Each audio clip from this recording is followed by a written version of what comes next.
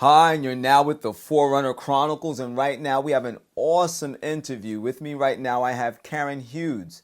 And in my estimation, she should be the most sought after interview in all of major media at this time because the information she has to share is extremely explosive. But there's a reason behind why she is not being sought after the way that I deem that she should be. And I'm sure that she's going to get into that at least briefly in this interview. But at this time, I just want to thank you for doing this interview with us right now, Ms. Hudes.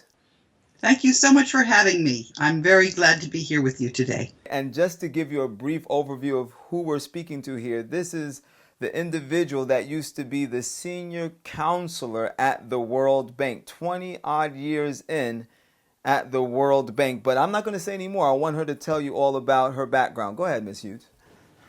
Well, I'm called the World Bank Whistleblower, but there's actually a whole team of us. One of us is from Scotland. That's Elaine Colville. And the two of us teamed up and got statements up in the website of the UK Parliament. The last statement that we got up was in July. And there, Elaine answered the question whether the UK Parliament was protecting the public in the UK and was answering complaints of its people by saying absolutely not. She had spent about 3 or 4 years complaining to the Ombudsman, the Prime Minister. She just exposed the whole government in the United Kingdom. Wow. Now, I had met with the UK Serious Fraud Office in 2010, and after that, the Serious Fraud Office called up the Securities and Exchange Commission, which stonewalled. So I told the UK Parliament that the Serious Fraud Office had not followed up properly. And then I answered another question that the UK Parliament asked. They wanted to know whether they should privatize things. And I said no, because there was a terrible cover-up of fraud and corruption in the very center of the financial system, and that this was going to land the whole world in a ditch, in a currency war, if the UK Parliament didn't do something about it. I said, I told the UK Parliament about this twice already, and they are just simply sitting on their hands. So no, the UK Parliament does not have a good complaint process because we are running out of time. Wow. And so that's, that's part of the way the World Bank whistleblowers work. The World Bank is one of the group called the Bretton Woods institutions. There's the International Monetary Fund right across the street from the World Bank. These two organizations were created in 1944 by 44 countries. Right now, they're 188 countries. Right. And when this corruption hit, and by the way, I did just what a lawyer is supposed to do inside one of these organizations. The World Bank issues bonds on the capital markets, $180 billion worth of bonds. So all of the governments of the world are responsible for cleaning up the corruption.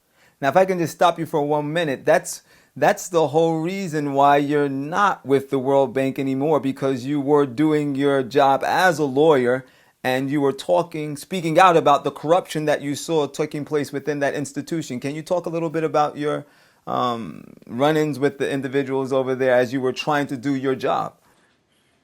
Yes, I certainly can. And let me tell you that there are people who have been helping all along, and the number of people that have been helping has grown by leaps and bounds, because one of the things that the World Bank is it's a knowledge bank. And there was a very accurate modeling tool that was actually developed in the Department of Defense. And JESUIT Kugler is a political scientist who came to the World Bank, and I was very curious about what he had to show to the rest of the world. Right. And so I took him with me to Ghana, and then I asked him if he would give me a freebie and model rule of law. And that was in 2004. And this model is very, very accurate. It's got a track record that if there's ever a dispute between the intelligence analysts and the model wins hands down every time. So I modeled rule of law, and it was just inside the World Bank. But guess what? The World Bank is kind of like a microcosm. It's a reflection of the whole world politics inside one organization. It's like a co-op, but the countries don't just have one country, one vote. The votes are weighted. the United States is the most powerful country. It has a 16% vote, and then the other countries have smaller shares. But so when I was modeling rule of law at the World Bank, I was actually also modeling rule of law inside the whole world. I hadn't understood that. I thought the corruption that I was reporting was just a problem internal to the organization. I thought it could be solved. But then when the U.S. Congress asked the World Bank to solve the problem, and then they fired me, I realized that there was a bigger problem behind that corruption inside the World Bank. And I'll cut right to the end of where the problem is, Okay. Because it's been kind of like going up in an elevator. You think you've solved the problem, and then it turns out there's corruption behind that corruption. Behind the veil, per se. Yeah, it's like peeling an onion to get to the inside to see where all this corruption is coming from. And where did you find the paper trail led to? Well, it's also the money trail. You know how they say follow the money? The money trail, that's right. Yes. So there's the best university in Europe is called the Federal Institute of Technology. It's in Zurich, Switzerland. That's correct, okay.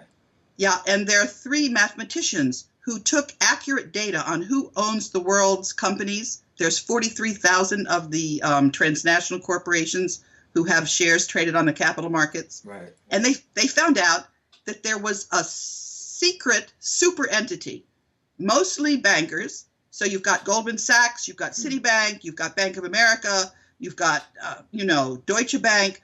But it turns out that these banks are actually all one bank. Wow. Yeah. And they're the group that owns the U.S. Federal Reserve System.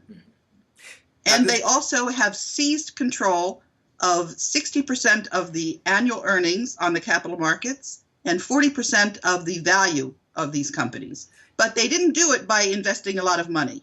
It's a lot of money, but they have 10 times more the power that you would actually expect them to have. And they did this very cleverly by having the same directors go from one of these companies to another. And to answer your first question, they also control all of the media. They control the television programs, they control the press, they control the movies. And so you're being brainwashed every single day of your life.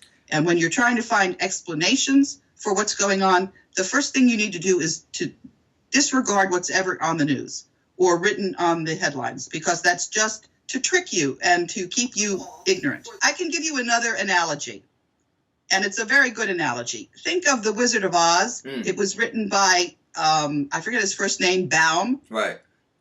He was writing something to educate people about what they needed to do for their money system. And so the yellow brick road, The economy. that's gold. Mm-hmm. Yeah. And the Wizard of Oz is those groups I was telling you about that control the capital markets. They are the screen that the Wizard of Oz had. Right. That's what your media is telling you.